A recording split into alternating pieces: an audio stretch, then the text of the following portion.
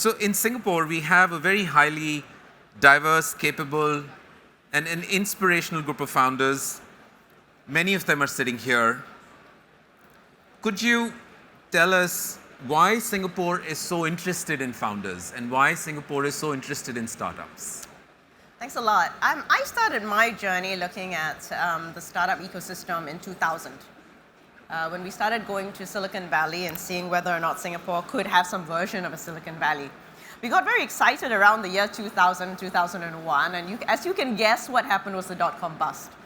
We picked up this story again in around the year 2011, 2012.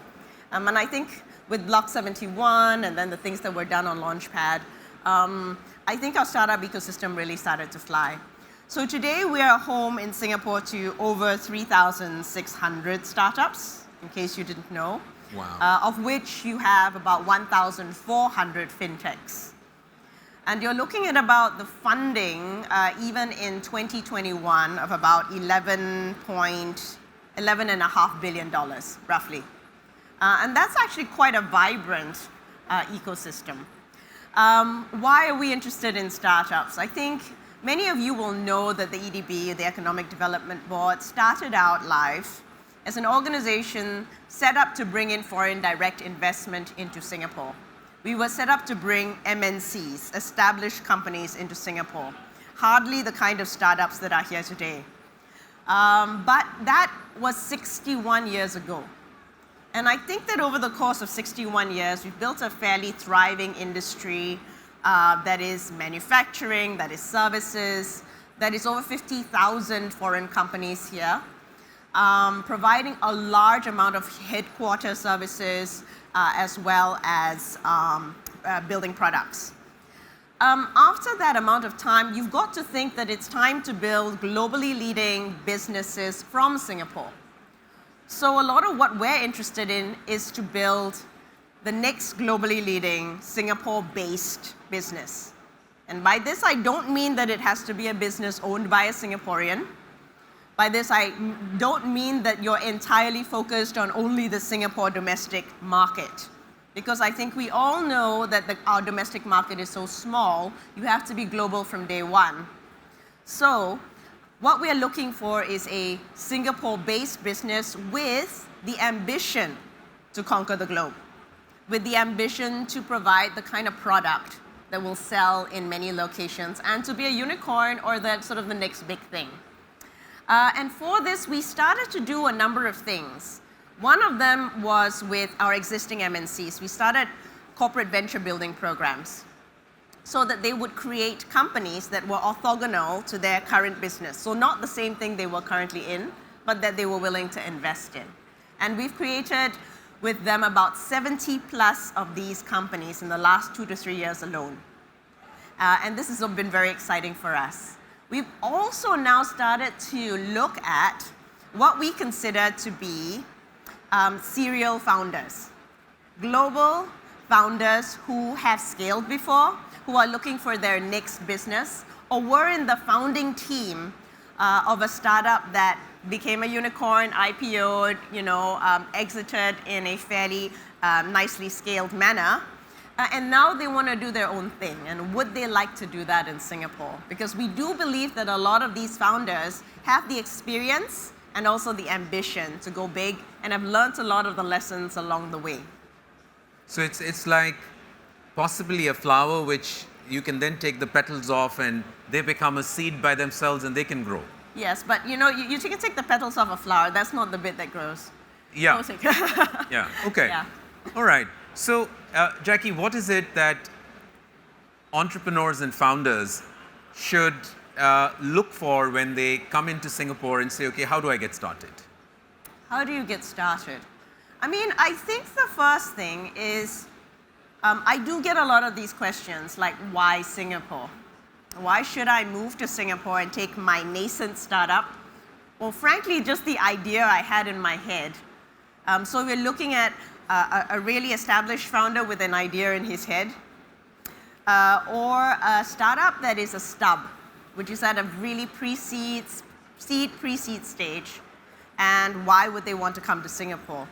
I think there are a range of reasons to do that. I mean, first of all, Singapore is kind of unusual in being both a very stable and a very neutral and a place and also an innovation hub.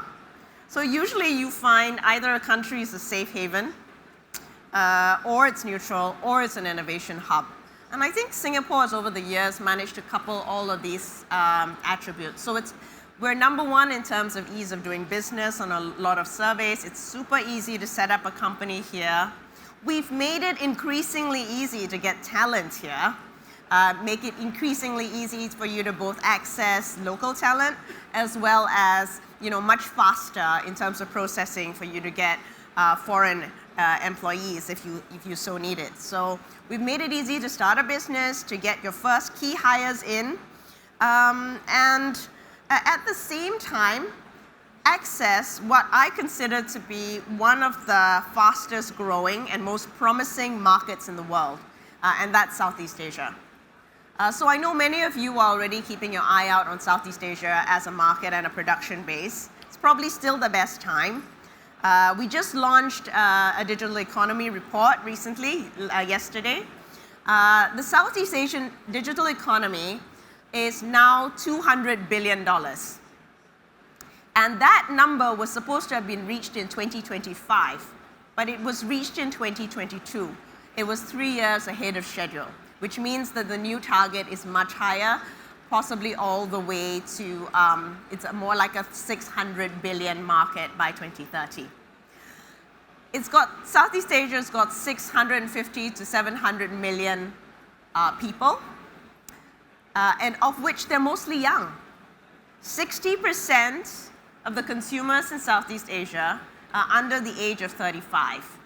And that makes them very, very open to new ideas, very, very open to buying from new businesses, and themselves very entrepreneurial. So I think it's a great time to access that from the point of view of having a nice, robust market apart from the domestic market in Singapore. I mean, the last point I think I would like to mention is that Singapore makes it easy to live as a founder. A lot of our new founders have told me that this is just the easiest sell when you want to bring your family to relocate halfway around the world or a little bit closer, and have a decent lifestyle, put your children in good schools, make sure that your teenagers are safe at all times, and still enjoy sort of the vibrancy of the restaurants, cafes, F1, a lot of events coming into town and so on. So I think we're a good mixture of all of these things for the individual and also for the business as it starts up and then for the market. Indeed, I very often get asked this question, given that many of us founders who are a little bit older say, why should I come to Singapore? And one of the things I often tell them, Jackie, is that when I'm pitching to a bank here in Singapore, I'm actually not pitching for a Singapore-only business. I'm actually pitching for the entire Asia-Pacific business because so many of these companies have their regional headquarters here. So pitching into one market is effectively pitching to the entire Asia-Pacific region. So that then begins to click into their minds. You invest a lot of your time meeting with founders, with startups. Are there some concerns that they say they would, in balance, like to see Singapore do better on? What can Singapore still do better? What are some of the challenges that you're hearing from them? Of course, we get a few, and then I'll just go through a few. And I know this will resonate with you. Rentals are rising in the residential market. I don't think that anyone's pretending they're not rising in the residential market.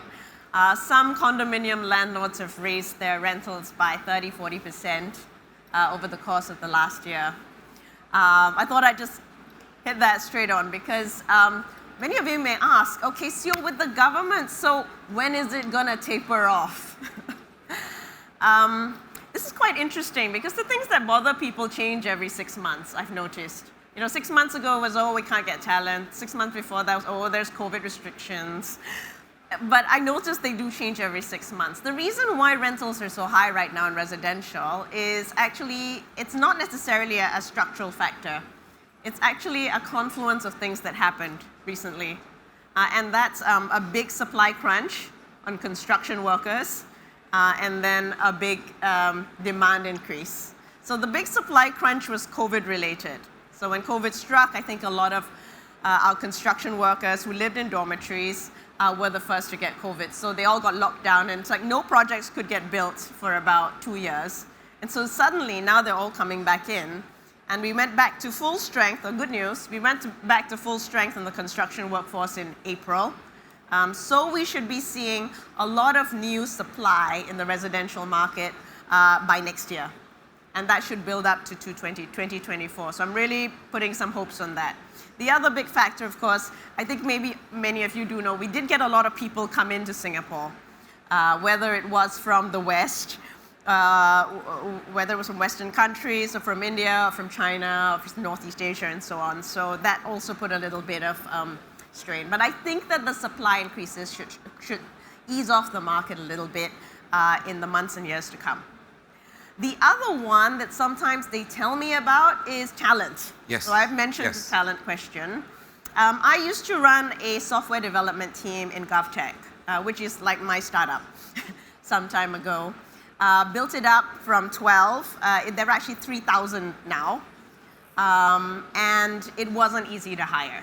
And it wasn't easy to hire, especially software, full stack developers, and so on.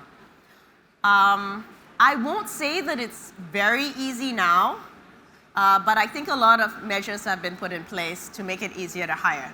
Number one, the number of graduates we have from our computer science and computer engineering courses in Singapore has quadrupled, times 4, in the last decade.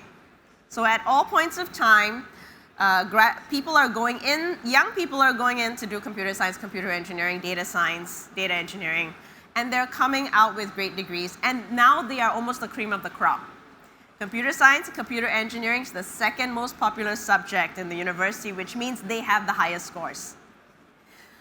In addition, we're doing a lot in terms of also being able to upskill a lot of mid-careers to do things like data science. And we're doing a lot to bring in global talent. So I think some of you may know a couple of the schemes that we rolled out in the last few years. One was the Tech Pass scheme, which is 2 years visa, where you don't have to work for any company. You can work for many companies, you can work for no companies, you can spend all your time by the beach in East Coast Park.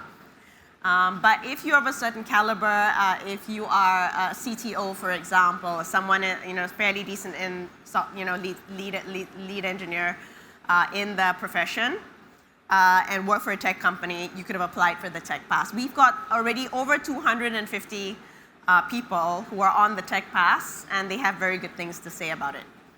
The other thing that we did was Tech at SG, which is exactly for founders. And if you don't know what it is, I really advise you to Google it and find out. Tech at SG, that allows foreign founders to bring in their companies to Singapore, and we will give them 10 employment passes so that they can hire 10 employment pass holders, make sure they can get their key hires in, and then they themselves can get their families in, and then they can also have their key hires. And so they can get started a lot faster, because all of you know that speed is of the essence when you are a founder.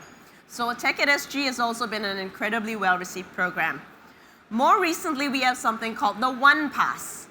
The One Pass is for individuals who have demonstrated like salary of 30K, and the conditions are very much similar to the Tech Pass, except that it's a 5-year visa, a 5-year working visa, and very much more liberal provisions so that your spouse can work in Singapore at the same time.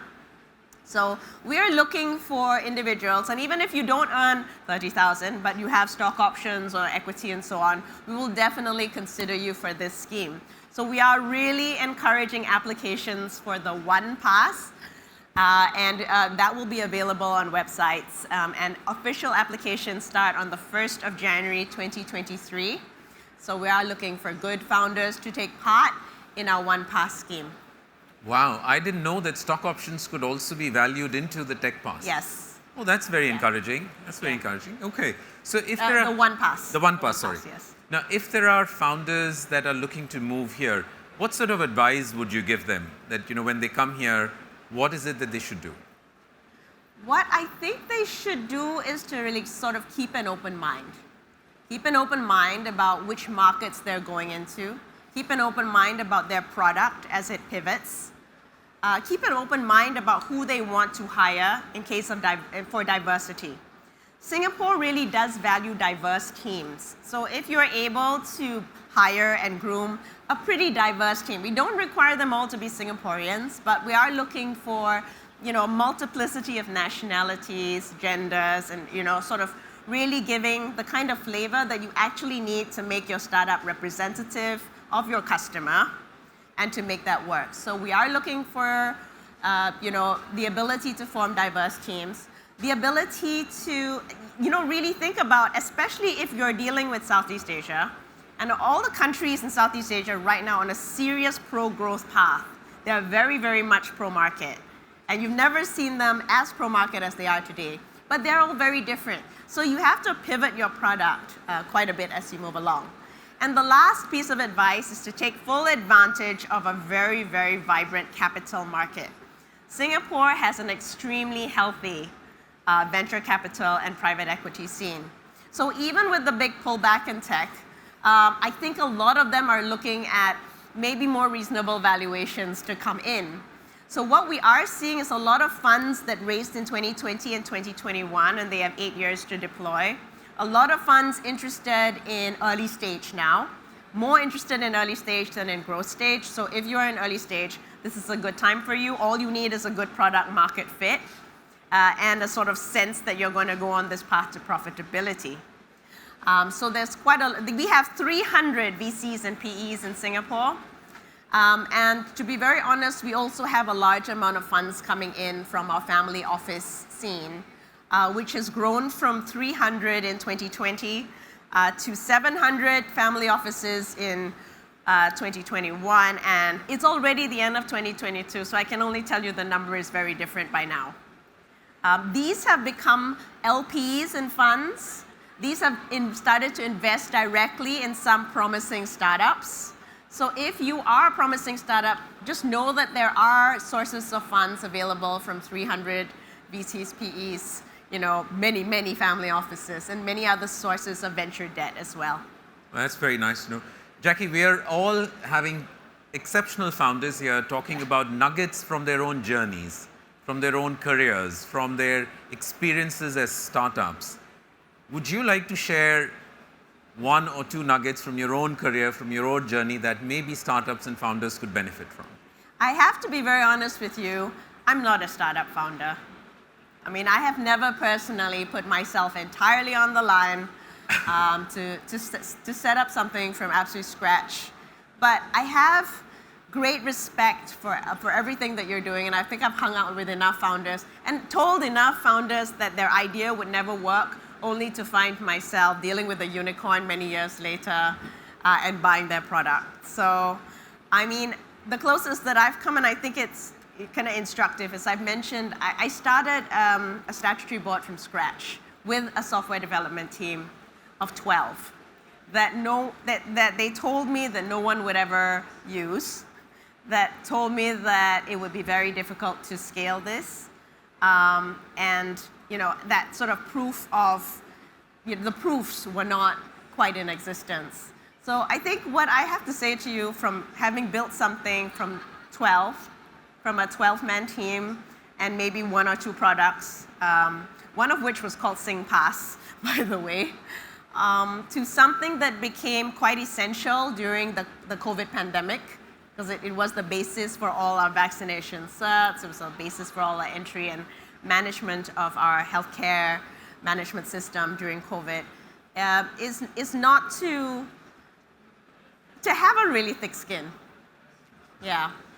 I think that, I've sometimes been asked what is the one thing that I wish I had been born, what was the one superpower that you wish you'd be born with? I'm sure you've had this question asked of you before, and some people say, oh, I wish I could fly. I wish I could walk through solid walls. I wish I could zap people. I just watched this thing with The Rock.